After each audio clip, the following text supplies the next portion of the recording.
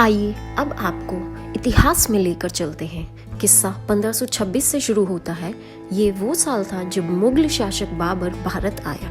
1528 में बाबर के कहने पर सूबेदार मीर बाकी ने अयोध्या में राम मंदिर को तुड़वाकर राम जन्मभूमि के स्थान पर बाबरी मस्जिद बनवाई। यह मस्जिद उसी जगह बनी जहां भगवान राम का जन्म हुआ था।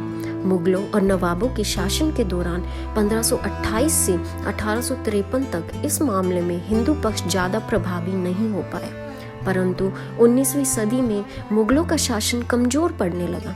अंग्रेजों की हुकूमत प्रभावी हो चुकी थी। अंग्रेजों के शासन में राम जन्मभूमि पर निर्माण के लिए पुनः हिंदू पक्ष प्रयास करने लगा और रामलला के जन्म स्थल को वापस पाने की लड़ाई जोर पकड़ने लगी।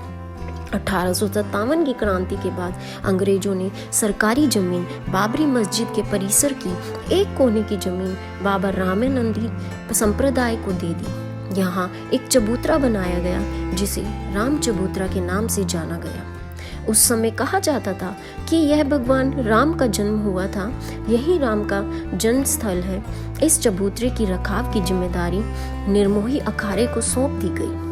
नवंबर 1858 में मौलवी मोहम्मद असगर खलील ने फैजाबाद के मजिस्ट्रेट में शिकायत दर्ज कराई कि बाबरी मस्जिद में एक चबूतरा बना रहे हैं। 1858 में हुई घटना के 27 साल बाद 1885 में राम जन्मभूमि के लिए लड़ाई अदालत पहुंची। जब निर्मोही अखाड़े के महंत रघुबर दास ने फैजाबाद के न्यायालय में दीवानी मुकदमा किया। दास ने बाबरी ढांचे के बाहरी आंगन में स्थित राम चबूतरे पर बनी अस्थाई मंदिर को पक्का बनाने और छत डालने की मांग की। जज पंडित हरि किशन ने फैसला सुनाया कि वहां हिंदुओं को पूजा अर्चना करने का अधिकार है, लेकिन मंदिर को पक्का बनाने और छत डालने की अनुमति नहीं है। एक और जहां अंग्रेजों के खिलाफ आज़ादी के लिए आंदोलन चल रहे थे, वहीं दूसरी ओर राम जन्मभूमि की लड़ाई भी जारी थी। देश के आज़ाद होने के 2 साल बाद 22 दिसंबर 1949 को यह माना गया कि भगवान राम का असली मंदिर बाबरी मस्जिद के अंदर है। आज़ादी के बाद पहला मुकदमा गोपाल सिंह विरासत ने 16 जनवरी 1950 को फैजाबाद की अदालत में दायर किया। 17 दिसंबर 1979 को निर्मोही अखाड़े के 6 व्यक्तियों ने मुकदमा डाला। साथ ही मांग रखी कि रिसीवर प्रियदत्त राम को हटाकर उन्हें पूजा अर्चना की अनुमति दी जाए, उनका अधिकार है ये। इसके बाद मुसलमानों की तरफ से कई मुकदमे हुए और इसी कानूनी लड़ाई के बीच कुछ साल बाद 8 अप्रैल 1984 को दिल्ली में संत महात्माओं, हिंदू नेताओं ने अयोध्या के श्री राम जन्मभूमि स्थल की मुक्ति और ताला खुलवाने का आंदोलन का फैसला किया। एक फैसला 1 फरवरी 1986 को आया जब फैजाबाद के जिला न्यायाधीश KM पांडे ने इस स्थल का ताला खोलने का आदेश दे दिया। 9 नवंबर 1979 को श्री राम जन्मभूमि स्थल पर मंदिर के शिलान्यास की घोषणा की गई। काफी विवादों और खींचतान के बाद तत्कालीन प्रधानमंत्री राजीव गांधी ने शिलान्यास की इजाजत दे दी। 1990 के दशक में आंदोलन तेजी से हो रहा था। इस बीच सितंबर 1990 को लाल कृष्ण आडवाणी रथ यात्रा लेकर निकले। इस यात्रा में राम जन्मभूमि आंदोलन को और धार दी। तारीख थी 6 दिसंबर 1992। इस दिन अयोध्या पहुंचे हजारों कार सेवकों ने विवादित ढांचा गिरा दिया। इसी जगह इसी दिन शाम को अस्थाई मंदिर बनाकर पूजा अर्चना शुरू कर दी गई। उत्तर प्रदेश सहित देश में कई जगह सांप्रदायिक हिंसा हुई, जिसमें अनेक लोगों की मौत हो गई। करीब 25 दिन बाद 1 जनवरी 1993 को न्यायाधीश हरिनाथ तिलहरी ने पूजा दर्शन की अनुमति दे दी।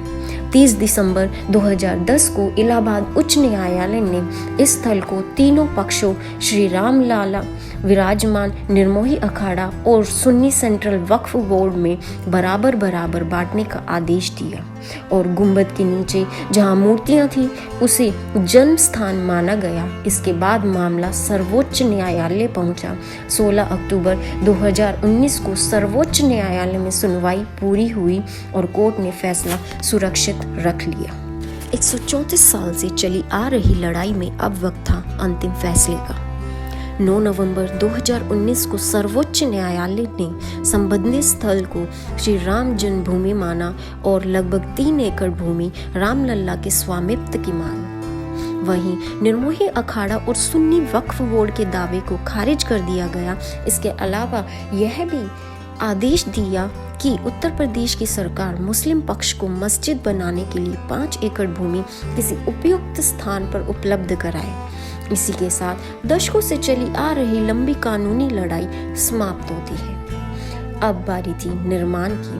5 फरवरी 2020 को प्रधानमंत्री नरेंद्र मोदी ने अयोध्या में मंदिर निर्माण के लिए राम जन्मभूमि तीर्थ क्षेत्र ट्रस्ट की घोषणा की।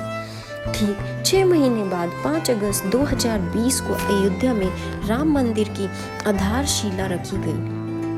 22 जनवरी 2024 की वह ऐतिहासिक तारीख थी जब मंदिर में भगवान राम की प्राण प्रतिष्ठा की गई। पूरे भारत में दिवाली मनाई गई। लोगों ने घर घर दिए जलाए, जगह जगह भंडारे किए। पूरे भारत में खुशी का माहौल था। सिर्फ देश ही नहीं, विदेशों में भी ये उत्सव मनाया गया।